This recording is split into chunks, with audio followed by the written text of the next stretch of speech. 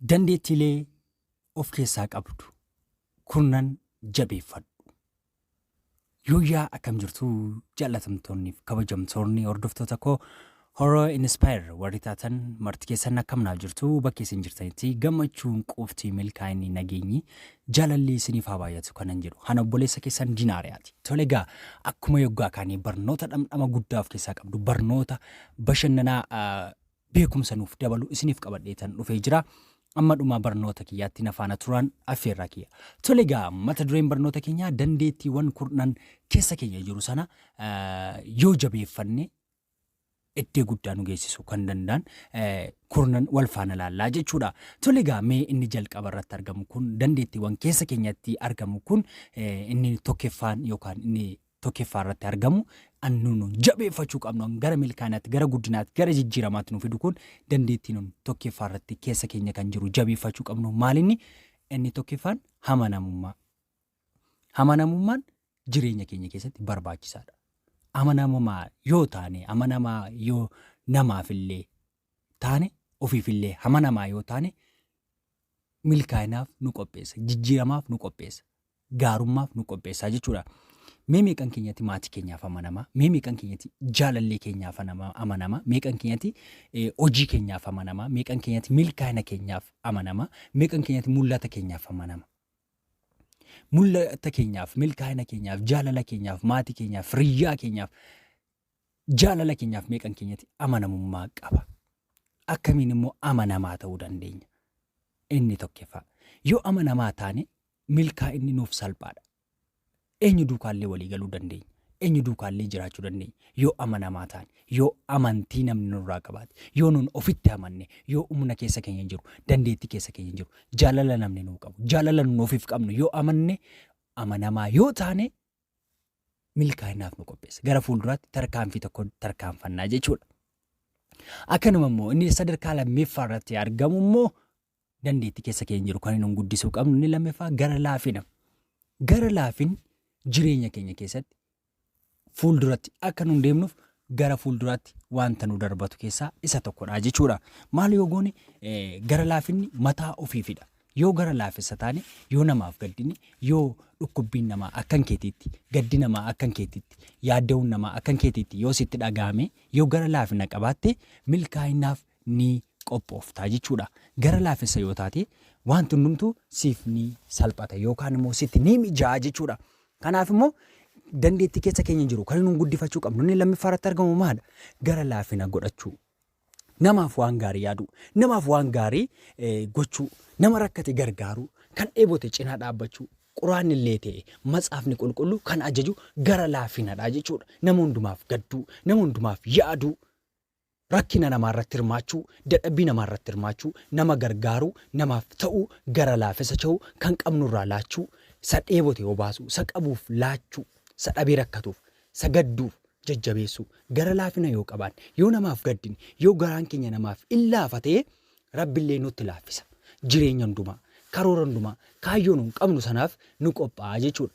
Wanti nun har'a goonu boorii keenyaaf galaataa waan ta'eef namni kanuma facaasee hammata waan ta'eef gara laafessadhaan nun namatti garaan jabaannu namatti karaa waan niin goonu kana yoo maal goone yoo gara laafessa taane milkaa'inaaf nu qopheessaa jechuudha. Dandeettii keessa keenya jiru isinni lammeeffaa irratti argamu maadha? Gara laafina baruu qabna. Garaa namaa laafuu qabna. Yoo garaa namaa laafne milkaa'inatti ni deemna. Kanaafuu maal gochuu qabna? Gara laafessa ta'uu qabna. Nama hundumaaf gadduu qabna. Nama hundumaaf yaaduu qabna. Mucayyoon kun gara laafessa yookaan gara laafettiidha. Ilaalcha namaa biratti illee fudhatama guddaa qabda. Rabbi biratti illee quraanni illee ta'e matsaafni qulqulluu si ajaja. Akkati gara laafessa taatuuf, akkati namaa gaddituuf jechuudha. Inni sadarkaa lammaffaa irratti argamu. Inni sadarkaa sadaffaa irratti argamu immoo lakki jechuu jalqabuu. Noo jechuu wanta hundumaa hin ta'u. Ati hin dandeessuu dhiisii dhaabbadhu. Akkatiin milkooneef, akkatiin guddanneef, akkatiin jijjiiramneef yeroo namni gaaddisa sitti ta'u, yeroo namni dawoo sitti ta'u, yeroo namni dallaa sitti ta'u, ati immoo maal goota? Hin ta'u nan danda'a, nan milkeessa, galma nan ga'a. Galma koo nan ga'a, anaaf milkaa'ina ta'a. Noo sin dhaga'u kun guddina kooti, kun jijjiirama kooti, kun jaalala kooti, kun milkaa'ina kooti, kun barnoota kooti, kun hojii kooti jennee no jennee namoota jechoota nurratti dubbatan hunda isaanii maal jechuu qabna? No jechuu qabnaa jechuudha hundi keenyayyuu. Kanaafuu hin ta'u lakki jechuu barachuu qabna. Inni sadarkaa sadaffaarratti argamu dandeettii keessa keenya jiru kan guddisuu qabnu jechuudha. Maal jechuudha? No hin ta'u. Gaafa namni akkasitti haa ta'u ati akkasidha ati hin danda'amu. Ati hin dandeessu nan danda'a. Maaliif hin danda'u? No. Hin ta'u lakki jechuu barachuu qabna. Yoo lakki jenne yoo hin ta'u jenne maal goon milkaa'inatti deemaa jirraa jechuudha. Yeroon akkasiin jedhu wanta si fayyadus wanta si hin fayyadinattis no jechuu osoo hin taane wantoota si miidhan akka si miidhan osoo beektu sammuu namaaf jecha sammuu maatiif jecha sammuu hiriyoota keef jecha duukaa dalagda taanaan kun dogoggora guddaati. Kanaafuu maal jechuu qabna? No hin ta'u. Lakki nan barbaachisu kun amma driver anadha oofaan koo anadha kaapitiiniin koo anadha naa geggeessu jechuu qabna. Inni sadarkaa sadaffaarratti argamu maadha? Lakki jechuu jechuudha. Inni afuraffaarratti argamu immoo dandeettii keessa keenyaa sana kan guddisu inni kurnan keessaa inni afuraffaarratti argamu immoo maadha? Gareen hojjechuu. Teamwork. Hojii gareetiin hojjechuu. Qofaan guddadha, qofaan milkaa'a, qofaan galmagaa, ani qofaan nan milkaa'a, ani qofaan nan durooma, ani qofaan akkasiin ta'a jechuun kufaatiif nama keessa. Gareen hojjechuu, baay'atanii hojjechuu, guddinni obboleessa kee guddina kee, guddinni hiriyaa kee guddina kee, guddinni maatii kee guddina kee. Yoo akkasitti yaadne, yoo balleeffne yaadne, yoo gamtaadhaan hojjenne waa tokko illee hin danda'u. Oromoon mammaakama qarba. Arbi mixiin waliitii galaana ceetii jedha. Ittaanii immoo maal jedha? Fo'aan walitti darrabamtee leenca iitee walitti hidhamtee leenca iiteedha. Akkas jechuun akka baay'inaan tiimiitiin hojjechuu akka gareetiin hojjechuun maal akka ta'e yoo gareetiin ta'e akka waa barbaade rakkinni barbaadee dhufe chaalenjiin barbaadee dhufe wanti nu qunnamu hundumtuu yoo dhufe maal goona jechuudha. Gareetiin hojjennootaan ija baannee dhaabanna. Yoo gareetiin hin dhaabbanne ta'e yoo qofaa keenya ta'e qilleensi nu fuudhee sokka yaadni nu fuudhee sokka humni guddaan yoo dhufe nu dhagee sokkuu danda'a. Garuu yoo gareedhaan hojjenna ta'e yoo baay'inni hojjenna ta'e maal goona? Nam tokko nu sochoosuu hin danda'u. Bakkee nu dhaabanne sanarraa nam tokko nu sochoosuu illee ta'e nu raasuu hin danda'u. Yoo gareetiin hojjenna ta'e yoo baay'inni hojjenna ta'e jechuudha. Kanaafuu wanni nun jabeeffachuu qabnu dandeettii keessa keenya jiru sana beekumsa keessa keenya jiru kurnan keessaa ani nun jabeeffachuu qabnu ani nun beekuu qabnu ani nun itti fayyadamuu qabnu gareetiin hojjechuudha jechuudha. Inni shanaffaarratti argamu immoo wal simachuu. Inni shanaffaarratti argamu wal simachuu. Rakkina sitti dhufu duukaa, gammachuu sitti dhufu duukaa, chaalenjii sitti dhufu duukaa, gaddas ta'e, gammachuu ta'e, kolfa ta'e, boo'icha ta'e, wanta sitti dhufu duukaa wal simachuu. Yoo waliin simanne, yoo walitti hin dhufne kufaati guddaa si eeggata. Yoo wanta sitti dhufu masaa suutettee, sossobdee hin qabdu ta'e, yoo waliin simtu ta'e, yoo walitti hin dhuftu ta'e. Rakkoo sitti dhufullee chaalenjii sitti dhufu duukaa yoo waliin galtu ta'e kufaatiin keenya an guddate ta'a jechuudha. Kanaafuu maal gochuu qabna?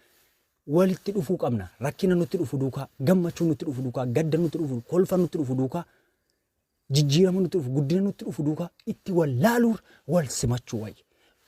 Qabeenyaa guddaa duukaa wal simuu, jijjiirama guddaa duukaa wal simuu, gammachuu guddaa wal simuu.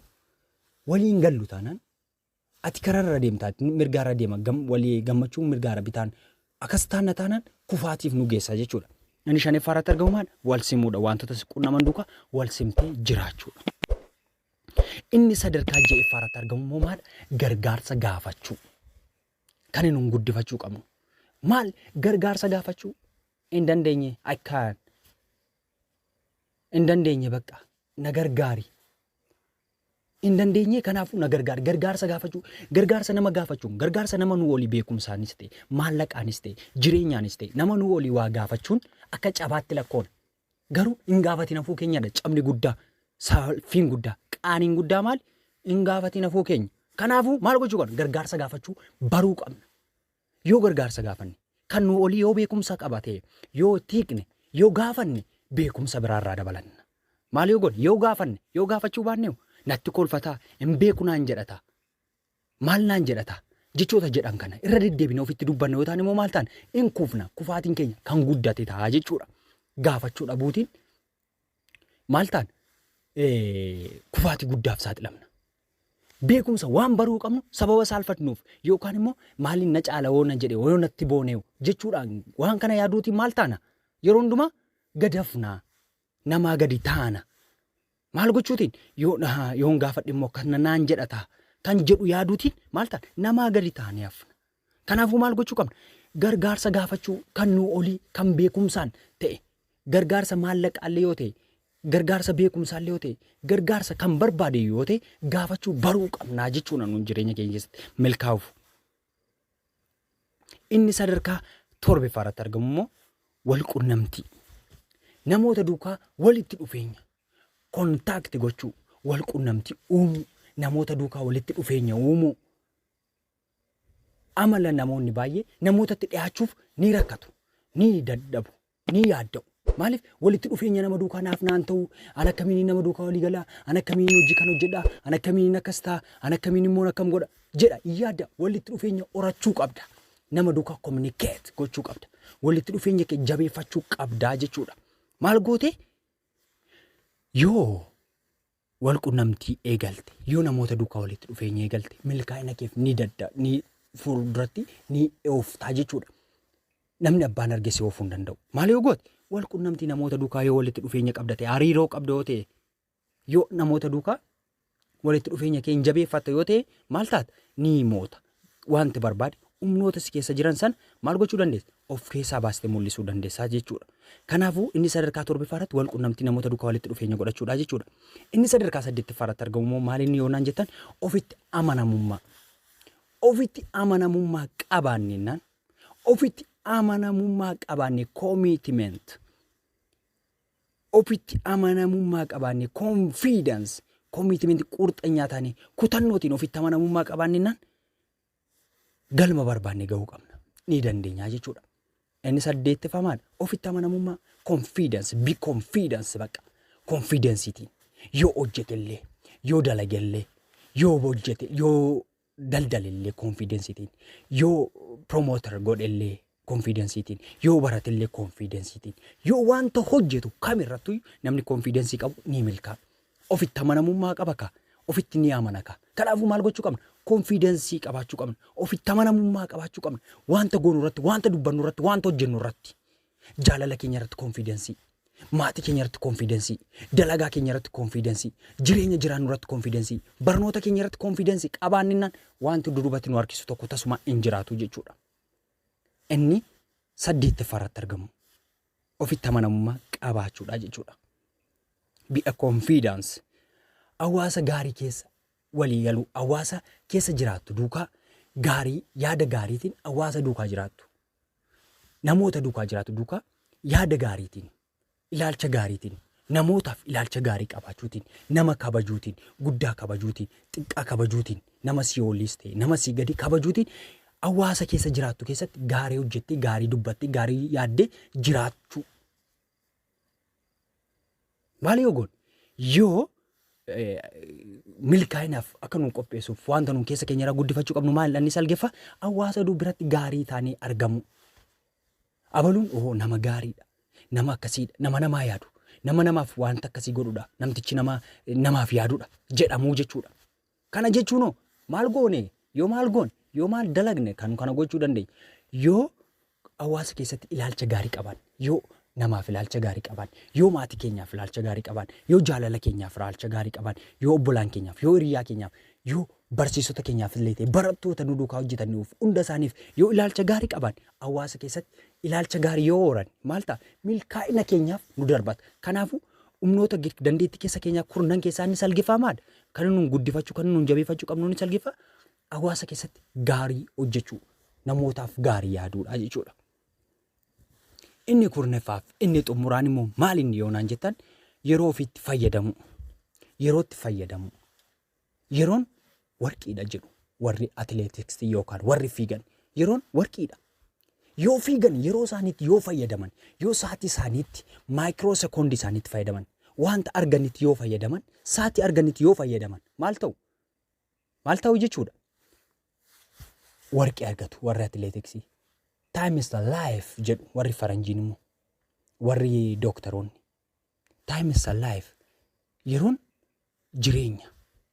Sekoondii xiqqoo ishee yoo dabarsan mana yaalaa keessatti dooktaroonni lubbuun namaa ni darba. Kanaafuu maal gochuu qabu? Yeroo itti fayyadamuun lubbuu hambisaa jedhu. Kanaafuu miimiqan keenyatti yeroo keenya yeroo itti fayyadamaa jira. Miimiqan keenyatti yeroo keenya karooraan fayyadamaa jira. Miimiqan keenyatti yeroo keenya TikTok irratti wantoota nu fayyadan irrattis ta'e wantoota nu fayyadan irratti miimiqan keenyatti yeroo keenya gubaa jira. Miimiqan keenyatti yeroo keenya akkasumaan qisaasessaa jira.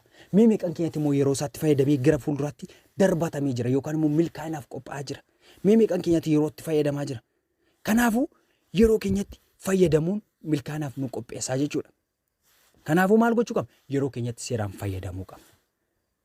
Kanaafuu barnoota har'aa kanatti akkasiin baay'ee gammaddanii jirtan abdii guddaan qaba. Tokko hanga 10 keessatti dandeettii kurnan nu keessatti argaman kana haala kamiin jabeeffannee milkaa'inaaf nu qopheessa. Kan bara baraan gatii guddaa nu kaffalan, kan bara baraan milkaa'ina guddaa nu kaffalan kanneen kana yoo irra deddeebinee yaalle milkaa'inaaf nu qopheessuu danda'a. Inni tokkoffaan amanamummaa yoo qaban milkaa'inaaf nu qopheessa. Gara laafina yoo qaban milkaa'inaaf nu qopheessa. Lakkii jechuu yoo barree milkaa'inaaf nu qopheessa. Gareedhaan hojjechuu yoo barree milkaa'inaaf nu qopheessa. Wantas nutti dhufu hundumaa wal simachuun milkaa'inaaf nu qopheessa. Gargaarsa gaafachuun milkaa'inaaf nu qopheessa. Wal qunnamtii namoota duukaa walitti dhufeenya rileeshinii uumuun milkaa'inaaf nu qopheessa. Inni 8ffaa ofitti amanamummaa qabaachuun milkaa'inaaf nu qopheessa. Hawaasa keessatti gaarii hojjechuu, gaarii hawaasaaf yaaduun, uummataaf yaaduun milkaa'inaaf nu qopheessa. Inni 10ffaan immoo yeroo itti fayyadamuun milkaa'inaaf nu qopheessa. Kanaafuu waan kana kan 10 itti namni fayyadame na amani ni milkoofta. Kanaafuu wanta irraa barattan, wanta irraa hubattan nuuf yaada keessan nuuf hiruu ni dandeessu. Guddaa galatoomaa. Barnoota biraan hanga walitti deebinu turtii gaariin isiniin jedha. Anamma irraatti isin duukaa ture. Ana obboleessa keessan Dinaariyaati.